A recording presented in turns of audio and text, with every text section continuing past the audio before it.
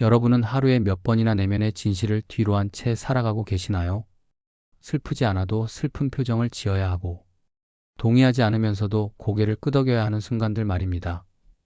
우리는 사회라는 거대한 시스템 안에서 착한 자식, 성실한 직장인, 혹은 다정한 이웃이라는 기계적인 역할을 수행하며 살아갑니다. 마치 정해진 매뉴얼에 따라 움직이는 것처럼 말이죠. 그런데 만약 누군가 이 모든 관습적인 역할을 거부한다면 어떻게 될까요? 남들이 다 울어야 한다고 말하는 순간에 침묵하고, 모두가 당연하다고 믿는 가치 앞에서 나는 그렇게 느껴지지 않는다라고 정직하게 말해버린다면 말입니다. 오늘 우리가 만날 주인공은 바로 그런 사람입니다. 오늘 엄마가 죽었다. 아니, 어쩌면 어제인지도 모른다. 20세기 문학사에서 가장 충격적인 도입부로 꼽히는 이 문장은 알베르 카미의 소설 이방인의 첫 구절입니다. 단 한 줄의 문장으로 카미는 우리를 메르소라는 낯선 남자의 세계로 초대합니다. 어머니의 죽음 앞에서도 슬픔을 연기하지 않고 타오르는 태양 아래서 이유를 알 수 없는 방아쇠를 당긴 남자. 세상은 그를 괴물이라 부르며 단죄하려 하지만 사실 그의 무심한 표정 뒤에는 우리가 외면해온 삶의 근원적인 질문이 숨어 있습니다. 이 남자가 왜 이토록 지독하게 무심한 인간이 되었는지, 그 해답을 찾기 위해서는 먼저 이 인물을 창조한 한 남자의 시선을 이해해야 합니다. 이 기묘한 이방인을 세상에 내놓은 알베르 카미. 그는 제2차 세계대전이라는 거대한 비극의 시대를 통과하며 삶이 이토록 허무한데 우리는 왜 살아야 하는가라는 질문에 평생을 바친 철학자이자 작가였습니다. 그는 전쟁터에서 죽어가는 수많은 목숨을 보며 세상이 우리가 믿어온 것처럼 논리적이거나 도덕적이지 않다는 사실을 뼈저리게 깨달았습니다. 카미는 바로 그 무의미함과 허물을 메르소라는 인물에 투영했습니다. 그래서 메르소의 이야기는 단순히 한 살인자의 기록이 아니라 세상이 정해준 대본을 거부하고 자기만의 진실을 찾으려 했던 카미 자신의 처절한 고백이기도 합니다. 카미가 세상에 던진 가장 뜨겁고도 차가운 기록, 이방인의 서사 속으로 이제 본격적으로 들어가 보겠습니다. 이 여정이 끝날 때쯤 우리는 메르소의 눈을 통해 우리 삶을 가로막고 있던 이름 모를 허상들과 마주하게 될지도 모릅니다. 이방인, 알베르 카미. 전보를 받은 메르소는 이틀간의 휴가를 얻어 양로원이 있는 마렌고로 향합니다. 어머니의 죽음을 마주한 아들이라면 마땅히 느껴야 할 피통함이 그에게는 보이지 않습니다. 메르소의 머릿속을 채우는 건 슬픔이 아니라 단지 지독한 더위와 참기 힘든 졸음입니다. 그는 어머니의 관 앞에서 밀크 커피를 마시고 담배를 피웁니다. 관 뚜껑을 열어보겠냐고 관리인은 제안합니다. 어머니와 작별 인사를 나누라는 세상을 떠난 이에 대한 마땅한 도리와 예우를 권한 것이었습니다. 메르소는 제안을 거절합니다. 이유를 묻자 그는 그저 글쎄요라고 답할 뿐입니다.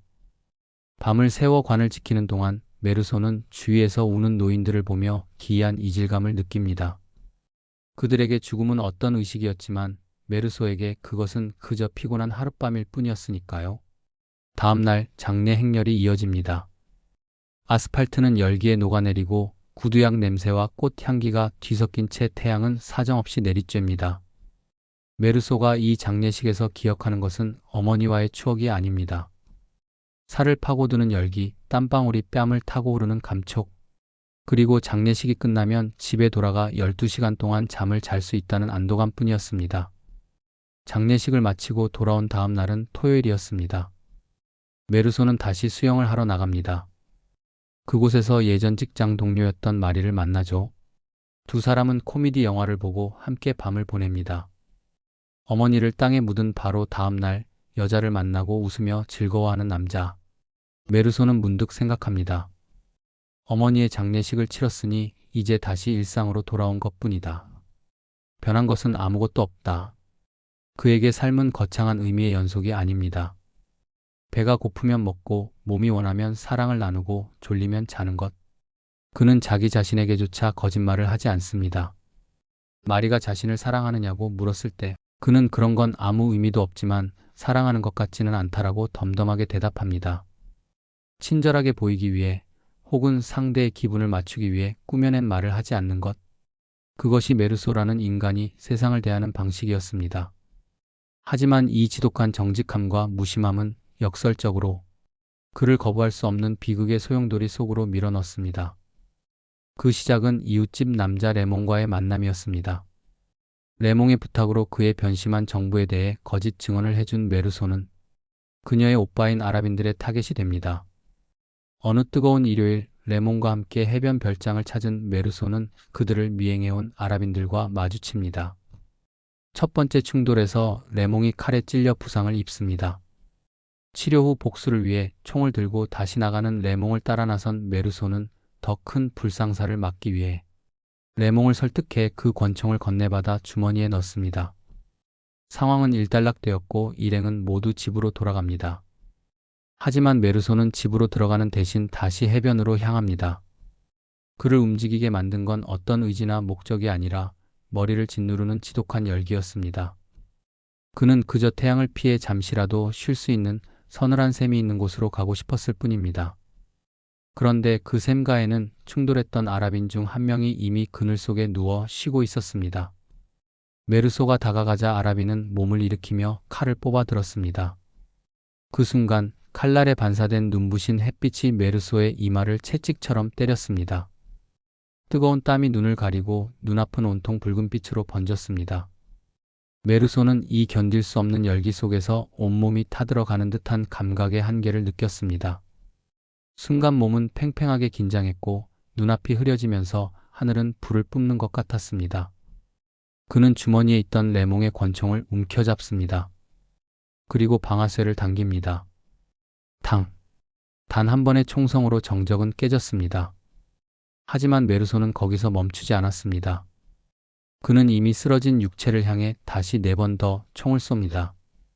그것은 첫 번째 총성과 함께 산산조각 난 자신의 평화를 확인하는 듯한 아무런 표정 없이 이어진 발사였습니다. 메르소는 훗날 왜 총을 쐈느냐는 질문에 오직 이렇게 답합니다. 그것은 태양 때문이었다고. 그의 평범했던 일상이 찬란한 태양 아래서 영원한 파멸로 뒤바뀌는 순간이었습니다. 살인사건 직후 메르소는 감옥에 갇히게 됩니다. 처음 그를 괴롭힌 것은 육체적인 갈증들이었습니다. 해변을 걷고 싶다는 욕구, 담배를 피우고 싶다는 갈망, 그리고 여자에 대한 그리움 같은 것들이었습니다. 하지만 메르소는 곧 이 수감 생활에도 적응해 나갑니다. 그는 기억을 하나하나 되새기는 것만으로도 하루를 보낼 수 있다는 사실을 깨닫게 됩니다.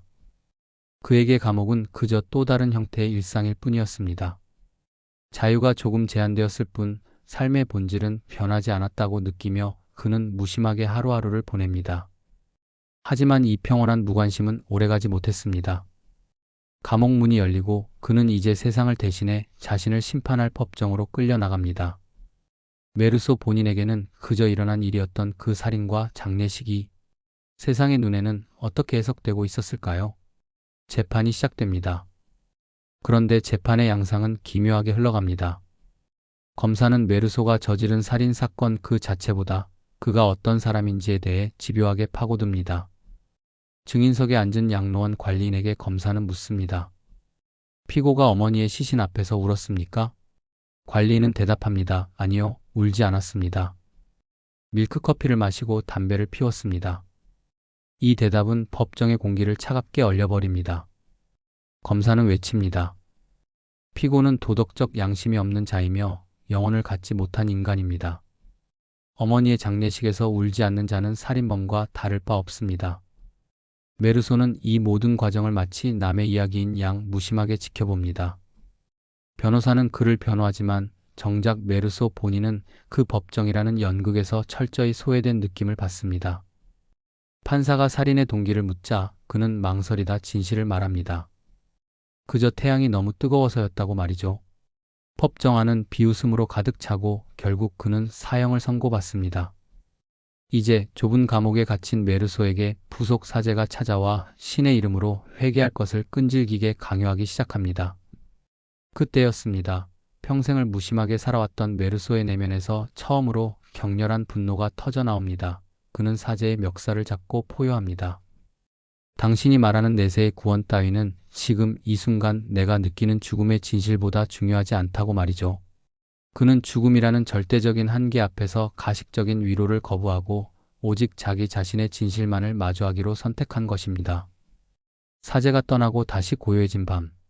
메르소는 감옥창 너머로 보이는 밤하늘의 별을 바라봅니다. 그리고 비로소 깨닫습니다. 이 세계 역시 나처럼 아무런 목적도 의미도 없이 그저 존재할 뿐이라는 사실을 말입니다. 그것은 세계의 정다운 무관심이었습니다. 우리는 흔히 세상에 어떤 대단한 의미나 논리가 있다고 믿고 싶어 합니다. 하지만 메르소가 깨달은 진실은 차가웠습니다. 저 밤하늘의 별도, 타오르는 태양도 인간의 도덕이나 슬픔 따위에는 아무런 관심이 없다는 사실입니다. 세상은 그저 존재할 뿐이며 인간의 사정에는 철저히 무심합니다. 그런데 역설적이게도 메르소는 이 차가운 무관심 속에서 형언할 수 없는 평온을 얻습니다. 세상이 나에게 아무런 기대도 하지 않는다는 것은 곧 사회가 강요하는 그 가식적인 연극을 더 이상 하지 않아도 된다는 절대적인 자유를 의미하기 때문입니다. 비로소 그는 자신과 닮아있는 이 무심한 세계를 정답다고 느끼며 스스로가 행복했음을, 그리고 지금도 행복하다는 것을 인정합니다. 이제 그는 죽음조차 두렵지 않습니다. 메르소는 조만간 닥쳐올 자신의 사형 집행일, 그 사형대 앞에 가능한 많은 구경꾼이 와주기를 바랍니다. 그리고 그들이 자신을 향해 증오의 함성을 터뜨려 주길 원합니다. 그 증오야말로 자신이 끝내 사회의 각본에 전염되지 않았음을, 마지막까지 오직 나 자신인 이방인으로 남았음을 증명해주는 가장 확실한 것이기 때문입니다. 이로써 메르소의 기록은 사형대라는 운명의 문턱 앞에서 가장 정직하고도 고독한 승리를 선언하며 작품은 끝을 맺습니다. 우리는 작품의 비극적 과정을 복귀하며 질문과 마주하게 됩니다. 재판 과정을 지켜보며 깊은 의아함을 느낍니다. 사람을 죽인 살인범을 심판하는데 왜 장례식에서 울지 않은 것이 이토록 결정적인 증거가 되는가입니다. 법은 메르소의 청구보다 그의 무표정에 더 큰 공포를 느낍니다. 하지만 우리가 메르소라는 인간의 배경을 조금 더 들여다본다면 그의 무심함은 전혀 다른 의미로 다가올 수 있습니다. 메르소는 처음부터 감정이 없는 괴물이 아니었습니다. 그는 한때 야심만만한 학생이었지만 현실적인 좌절로 인해 학업을 포기해야 했습니다. 그때 그는 깨달았을 것입니다. 인간의 야심이나 거창한 계획은 삶의 거대한 흐름 앞에서 아무런 중요성도 없다는 사실을 말입니다. 또한 그가 어머니를 양로원에 보낸 이유 역시 지극히 현실적이었습니다. 지독한 가난 때문에 어머니를 모실 돈이 없었고 어느 순간부터 서로 할 말이 없어진 관계의 마모를 견디기 힘들었기 때문입니다. 그는 추억을 미화하거나 의무감으로 사랑을 연기하는 대신 가난과 권태라는 삶의 민낯을 그대로 받아들였습니다.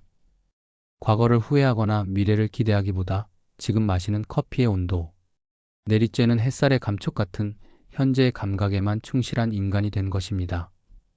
세상은 이런 그를 도덕적 결함이 있는 자라고 정죄하지만 사실 그는 그저 자신에게 주어진 삶의 허물을 일찍 알아버린 채 그 어떤 거짓말도 거부하고 있었을 뿐입니다. 세상은 우리에게 슬플 때는 울어야 하고 죄를 지었으면 신 앞에서 회개해야 한다고 가르칩니다. 그것이 사회를 지탱하는 최소한의 연극이기 때문입니다. 하지만 메르소는 이 연극에 참여하기를 거부합니다. 그는 슬프지 않은데 우는 척하는 것을 거부했고 믿지 않는 신 앞에 머리를 숙이는 연기를 하지 않았습니다. 그는 단지 자기 자신에게 정직했을 뿐이지만 사회는 그 정직함을 도덕적 결함으로 몰아세웁니다. 카미는 말합니다. 메르소가 사형을 당한 진짜 이유는 그가 사람을 죽였기 때문이 아니라 사회라는 무대에서 정해진 대본을 읽지 않았기 때문이라고 말이죠. 그를 살인으로 이끈 태양은 단순한 핑계가 아닙니다. 그것은 카미 철학의 핵심인 부조리를 상징합니다. 부조리란 대단한 이론이 아닙니다. 아무런 이유 없이 우리 삶에 닥치는 거대한 우연입니다. 우리는 삶이 논리적이고 인과관계가 명확하다고 믿고 싶어 합니다. 하지만 현실은 어떻습니까? 때로는 아주 사소한 감각 하나가, 내리쬐는 햇빛의 뜨거움 하나가 한 인간의 운명을 송두리째 바꿔놓기도 합니다. 메르소는 이 이해할 수 없는 우연의 정면으로 부딪힌 사람입니다. 그는 삶에 어떤 거창한 의미도 부여하지 않았고 그저 쏟아지는 감각들에 충실했을 뿐입니다. 태양 때문에 총을 쐈다는 그의 말은 비웃음의 대상이 되었지만 그것이야말로 꾸며내지 않은 유일한 진실이었습니다. 소설의 제목이 왜 이방인인지에 대해 다시금 생각해보게 됩니다. 메르소는 우리와 같은 세상을 살아가지만 그 누구와도 섞일 수 없는 이질적인 존재였습니다. 그는 사회가 약속한 감정의 문법을 거부했기 때문입니다. 우리는 흔히 타인과 연결되기 위해 내면의 목소리를 죽이고 사회가 요구하는 표정을 짓습니다. 그렇게 해서 얻은 안락함 속에서 우리가 정말 우리 자신으로 살고 있는지, 혹은 사회라는 거대한 기계의 부품으로 기능하고 있는지 메르소는 묻고 있습니다. 신부와의 마지막 대면에서 메르소가 터뜨린 분노는 사실 자기 자신으로 살고자 하는 한 인간의 처절한 몸부림이었습니다. 죽음을 앞둔 그 고요한 밤에 그는 세계의 거대한 무관심에 마음을 열고 자신이 행복했음을 깨닫습니다. 그는 사회적 죽음을 맞이함으로써 비로소 그 누구의 대본도 따르지 않는 진정한 자기 삶의 주인이 된 것입니다. 우리는 모두 어느 정도는 가면을 쓴 채 살아갑니다. 사회가 허용하는 범주 안에서 안전하게 머물기 위해 내 안의 메르소를 억누르며 이방인이 되지 않으려 애를 씁니다. 하지만 카미가 그려낸 이 무심하고도 정직한 사형수의 기록은 우리에게 소리 없이 질문을 던집니다. 타인의 시선과 관습이라는 견고한 벽 너머에 우리가 단 한 번도 마주하지 못한 진짜 나의 얼굴이 숨어 있는 것은 아닌지 말입니다. 메르소의 차가운 진실이 각자의 삶 속에 어떤 파장을 일으킬지는 이제 오롯이 메르소를 마주한 이들의 몫으로 남게 됩니다.